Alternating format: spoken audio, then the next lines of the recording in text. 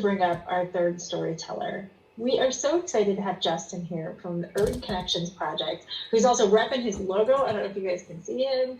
Let me put it in the view for you. Yeah, you're looking sharp. Justin, take it away. We're excited for your story. Of course. So my name is Justin Campbell, and I, along with my wife, actually founded the Urban Connection Project, where we believe in raising the odds of success in students, with an emphasis on students that come from a lower socioeconomic area. We started this company about 2014. We went full-time in 2016. A lot of people think that I came to Phoenix actually to be an educator, but truthfully, I came because I was chasing a young lady. And lo and behold, I ended up marrying her, and so it was for a good reason. And we even had a child very recently. We just celebrated our 5th year anniversary as well. And my daughter is funny because she knew I was going to be on the show, so she decided to scratch me up a little bit. She just wanted to put her imprint on the show a little bit. So, but we started the organization because we saw that there was a need when we were both educators ourselves. And so the sheer nature of our organization is to enhance culturally responsive teaching.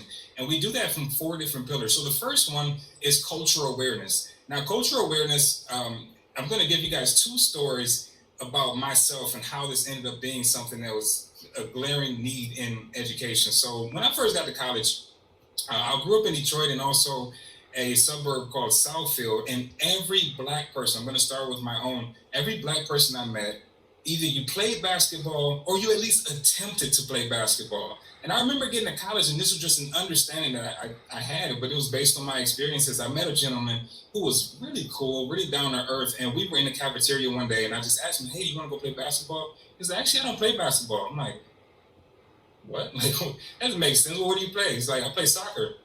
What? So what that let me know, though, was that I was judging him obviously based on what I had been through my own experiences. Similarly, when I first started teaching, I remember I met a young lady who was Caucasian female, maybe 110 pounds or so. And when I first got into the school, the first thing I thought when I saw her was, I hope she can handle these students. And I even told her this as we grew closer to be friends, but how small-minded I was to think that you have to look like someone in order to connect with them. In fact, the outward appearance is one of the most shallow versions of connections that humans can experience. It's also one of the most short-lived.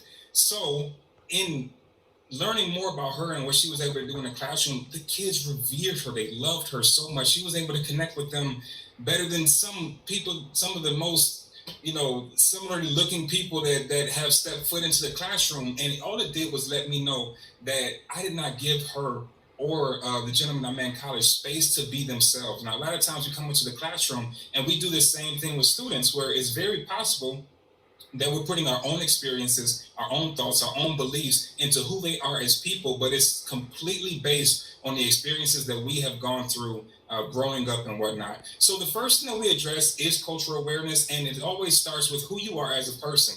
The second pillar to culturally responsive teaching that we work on is systems. Now, systems is simply just a set of rules or expectations that allow the hierarchy in the classroom not to be an emotional or biased entity. Now, that emotional and biased entity is us as humans.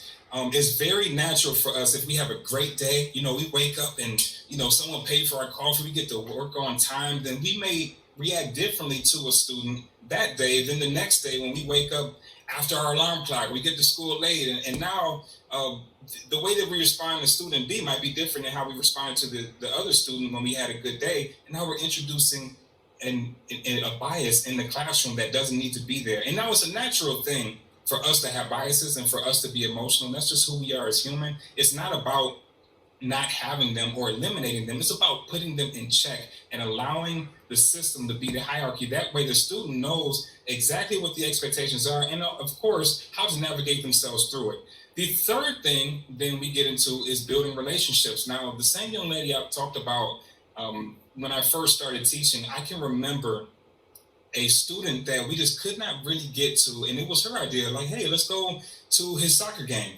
So we decided to go to the soccer game, and when I got there, we didn't ride together. When I got there, her and another coworker of mine, they actually had signs that said like "Go Diego" or whatever the kid's name. I forget the kid's actual name, but they had signs made for this kid. Now imagine this kid who probably is going through school and not really thinking that teachers or whomever cares about him. It's very possible he feels that way. And then he's at a soccer game and his teachers are having signs with like with a great message on it to make you feel like you have someone in your corner. How you respond to that is going to be completely different. The reason is because, truth be told, we are paid as teachers to work from 8 o'clock to 3 o'clock. So everything that we do within those confines can be seen as what we're supposed to be doing for our job. It's about going outside of that and making connections outside of your duties that really lets the student know that you are there in their corner and allows them to see you as someone that they can follow to help them get to a place of success.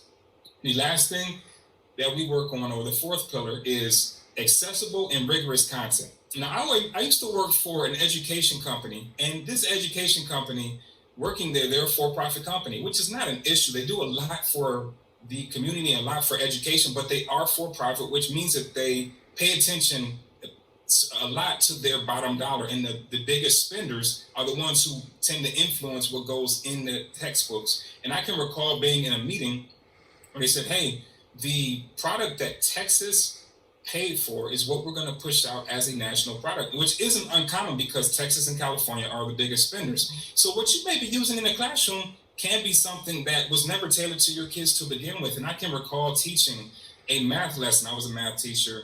If you don't like math, it's fine. We'll talk about it later. But I love math, and I can remember teaching the students about probability. What are the odds that you pull a spades out of a deck of cards or a hearts out of the deck of cards? And I remember this lesson, the students were just not engaged at all. And I stopped the entire class and said, okay, let's talk about it. What is going on? And one of the students said, what's a spade? I'm like, there's 13 of each club and there's 4 different ones in the deck. You're like, oh, you mean like Uno?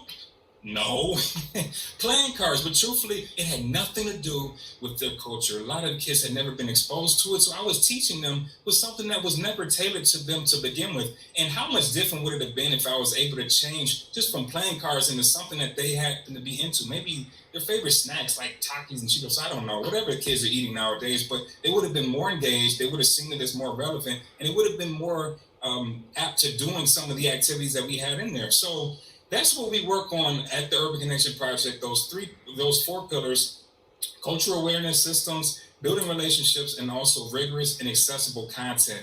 And our belief is that when all is said and done, this is all just to build up the whole child, that they will have a feeling that I'm going to illustrate in a poem that I wrote. And it goes, institutionalized with crime and lies. What really lies behind this wall that they built up? Nothing but generational curses and cries of this is all you'll ever be, so get used to it and shut up. But see, the mere thought that the past is anything more than just a lesson that needs to be overcome is the beginning of destruction. And yes, we all know that iron sharpens iron, but there is nothing, absolutely nothing that sharpens nothing, because see, you ain't nothing. You ain't never gonna be nothing. So go to school and become nothing, get that job that pays you next to nothing, and know that you came from nothing. So your past is nothing, your present is nothing, your future is nothing, and that's all you'll ever be is nothing. And see, these are the things that some of our students hear, but we expect them to stand strong on their 2 feet, to be proud of who they are. But what are they really standing on when all they hear about is defeat? At least that's what they used to hear, until that brave educator with no fear stood toe-to-toe with intent to steer the student into a direction that they can revere, clearing the damage that they created their entire scholastic career, all for that one shining moment. They walk across the stage and get their high school diploma. And the students thinking, you know what? I never thought I'd be here.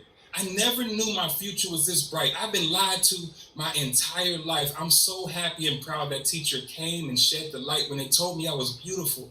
I'm capable. I'm smart. I'm intelligent and able to be the rose that grew from the concrete. And it's funny, because of it, my morale rose. I now see my future as being concrete. All because that brave educator, I now know I can be who I want to be. I can live life passionately. I can make my dreams a reality, and I don't have to settle for casualties. All because that brave educator, I now know the truth. And yes, getting a high school diploma is great, but I want to be what I'm destined to be. I want others to know their name is not engraved in the pavement in which I thought my name was engraved in. All because that brave educator, I'm now ready to change the world. And see, this is the belief that we have at the Urban Connection Project, that if we are helping to develop the future leaders, that maybe we don't have to live through another Trayvon Martin, that we don't have to see another George Floyd issue. And it's because we put the time and effort into making our society and our future leaders ready for what's going to come next. And that is the reason why we even started our organization. So I thank you all for spending time just listening, and I appreciate the time that Local First and USA Today has given us to share this news. Oh my gosh, Justin, thank you so much for your story. Absolutely. Oh my, it was just, there's so many big themes and so many ideas, and you tell with such clarity and thoughtfulness. And so, like, God bless to you, God bless your wife, your brand new baby.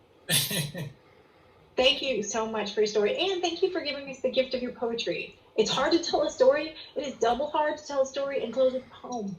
Oh, believe me, I'm going to wipe my sweat off as soon as we get out. I appreciate it. Awesome. We appreciate you. Thank you so much.